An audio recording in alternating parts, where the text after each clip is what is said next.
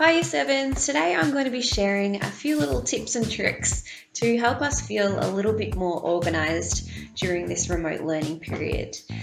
When I have chats with you all, I notice that we are feeling a little bit overwhelmed by the amount of information, the amount of tasks and due dates and everything that's going on at the moment. One way to alleviate some of our stress around that is to keep ourselves really organised.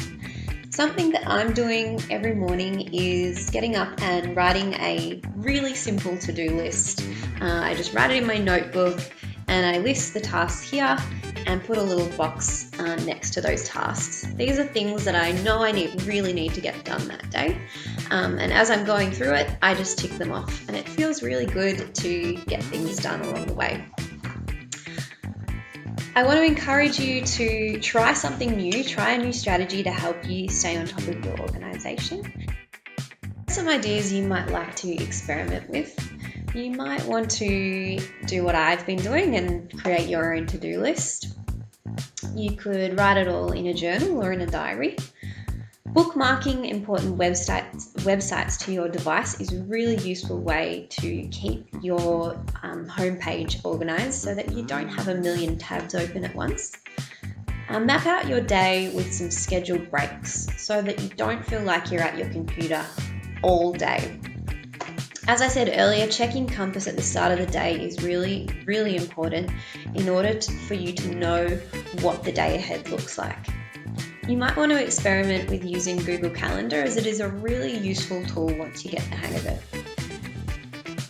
Make note of due dates so that you can start to think about how much work you need to do for that day or what is pressing at the moment. Set alarms. You can set alarms on your phone to help remind you when you need to take a break. If you've got a whiteboard at home, this can be a really good visual reminder of what you've got to do for that day. This next template is to help you organise your daily schedule and to-do list. I've written some suggestions for you in the notes section, but it's entirely up to you how you choose to map out your day. Use this section to write notes about what you might want to do between those hours. Obviously at 9 a.m. to 10:50 is our period 1 and 2. You may have a scheduled Zoom session with your teacher, so it might be worth writing that into your notes section so you know what you've got coming up. Try to take a break at recess at the suggested time to keep your day and your routine really similar every day. When you take a break, go outside, take a break from your screen, talk to some family members. 11:10 to 12:50 is our scheduled period 3 and 4.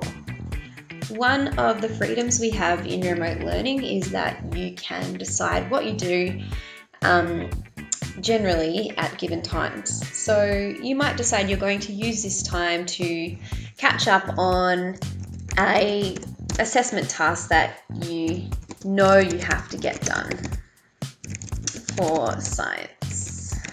Okay. Taking your break at lunch, give yourself half an hour, 40 minutes, try and eat something healthy, go outside, FaceTime a friend, catch up with someone you haven't spoken to in a little while. From 1:30 to 3:05 is scheduled time for period 5 and 6. Have a look at Compass, check out if you've got any Zooms going on, any work that you have to do, write it down and tick it off as you go through it. In the afternoon is another good opportunity to get outside, get some fresh air, or use this time to catch up on homework that you might have or extra work that you're feeling a little bit behind on. At 6 p.m. till 9 p.m, that is your time to do whatever you wish to do.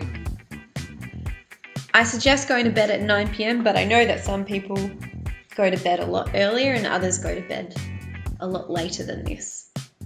Some things you could do to help yourself wind down could be reading a book, something that you need to read for school perhaps, or listening to some music.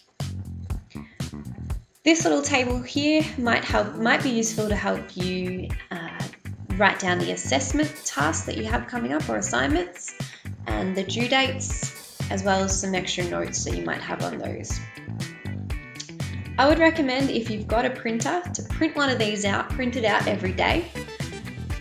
And as soon as you wake up, or as soon as you've checked Compass and you've had breakfast and all those kind of things, write in your to-do list so that it's really clear what's going on for that day. You might prefer to use a template that looks like this. This is an organisation template or a weekly kind of planner for you. So you can start by writing in what week it is, and then going through all your subjects on Compass and figuring out what you need to get done. For example, in life cycle, making my I hope this has inspired you to get a little bit more organised. If you have any awesome ways that you organise yourself at home, please share them with me so that I can pass them on to others. The templates or the copy of those templates will be in the Compass post that I'm about to share with you.